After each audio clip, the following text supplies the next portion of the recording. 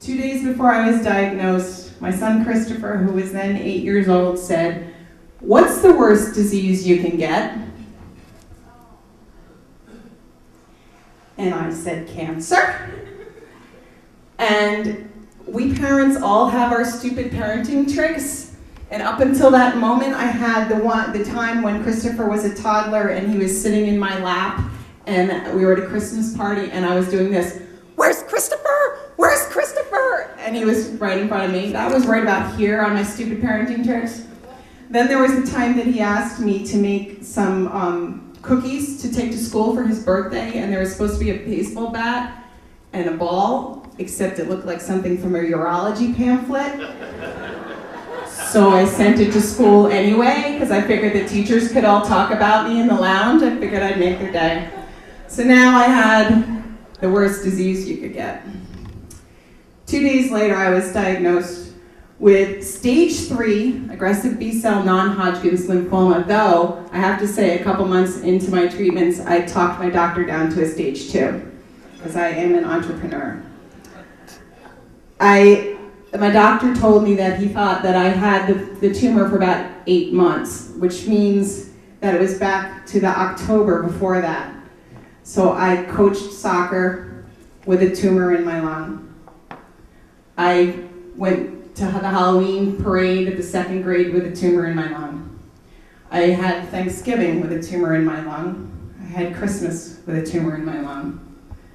New Year's, my 40th birthday. And by the way, this is a cancer that's most common in men in their 60s. I went on spring break to Washington, D.C. with my family with a tumor in my lung. And by the time we found it, it was the size of a softball. It was pushing against my esophagus. It was wrapped around my heart. And yet I still passed my pulmonary function test. And I gotta tell you, any of you women I played tennis around that time? Losers. So I was playing tennis during all that. At the same time, we were having construction on our whole house. Or as Tamara Dunner so eloquently put it, "You mean they're living in there?" Yes, we were. We gutted the kitchen. We lopped off the sunroom and put an extension on the back. We took off the siding, we changed the windows, we redid the roof, we did all of the bathrooms over again, all of this while I had a tumor in my lung. And we didn't want to stop everything. Cheryl Coots so eloquently put it, "If this house isn't a metaphor for what's going on with you, I don't know what is." I spent most of June in the hospital and part of July, and it was about the same time that Paris Hilton was in jail, 23 days in jail, boo-hoo. And I remember being in my bed in the hospital with my chemo pole next to my roommate, and we were watching her on our televisions. And I thought to myself, first of all, this is news.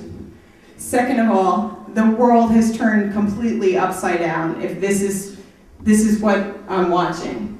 And it felt like I was at the aquarium and I was watching the clownfish while I was dunked in the shark tank across the hallway. I had a roommate at that time, my first roommate in the hospital at New York Hospital. Her name was Katina, and her family's here today. And Katina was an 84-year-old Greek immigrant who was about this tall. And she was supposed to stay in her bed. She had leukemia, she had a fungal pneumonia, basically Katina was dying. And she was supposed to stay in her bed and use her bedpan, but Katina wasn't going to use no stinking bedpan. So she would get up with her whole entourage of family was there. I called it my big fat Greek hospital room because it was just Greeks coming out and yeah, they were all there. They were all coming to say goodbye to Katina. So her daughter and daughter-in-law would get up with her, and she would get on the walker, and then they had to carry an oxygen tank, and she would make her way across the room, and she would stop at my bed every single time and go, so young, which when you just turned 40, you'd like to hear, but I remember looking at her and thinking, I am twice your size and half your age. I think I got a good shot at this. So, meanwhile, you guys were all there for us. And I knew that you were there for me the time that I finally made it down to the lake to see my kids swim meet. It was the one and only time that summer I did it. And that day, I was very excited because I was going down, I was going to see people, I was getting out. And somebody had sent me a Colbert Report hat. I love the Colbert Report. I called it Cancer Comedy Hour. I watched it every night. Jon Stewart, Stephen Colbert. And the hat it was a baseball cap, and it had a letter C on the front, and it said Colbert Report on the back. And then I turned it over, and it was signed by him, and it said, "To Jen, stay strong, Stephen Colbert." So I'm going down the lake, and I put my hat on over my headscarf, and it took me 20 minutes to get down to the lake, not just because it was very hard for me to walk, but also because people were like, "Jen, Jen, you're so excited to see you, Jen." It was like Elvis returning to Graceland. It was really wonderful to see everybody. So someone sets my chair out for me, takes my bag. I didn't have to do anything. I sit down in my Colbert Report hat, and that's when I realized that I have a big red letter C on my hat, and most people probably don't know it's a Colbert Report hat. No, they probably think it's C for cancer. So I am the Hester Prynne of lymphoma at that moment.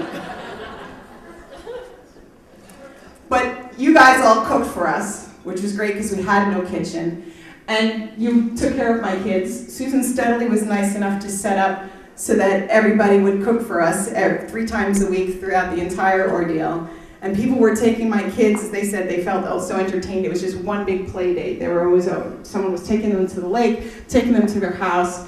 You were just all really, really wonderful to me. There were times when I would just go down to the end of my driveway and people would offer me things. Or I would find goggles, swim goggles that say Singer on them in my mailbox. And people just took care of us. It was really wonderful.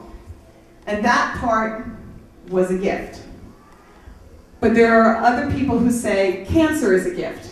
One of those people is Lance Armstrong. And I have to disagree. Because cancer is not a gift. Life is a gift. I'm sure there are times now where I watch my kids a little bit longer than I used to, where I'm like a puppy dog on the soccer field. If they let me play, I'm out there kicking because I never thought I'd be able to do it again. Or I'm down at the lake 2 weeks ago when it was this stunningly beautiful day with the leaves, and I'm seeing cars driving by, and I'm thinking, don't you people see how beautiful it is? Don't you want to stop and look? That part is a gift. But what's not a gift is that my roommates from the hospital are all gone.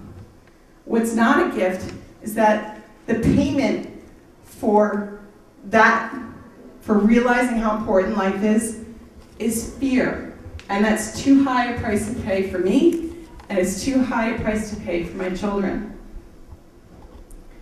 Katina, the day she left, she was going to go home to die.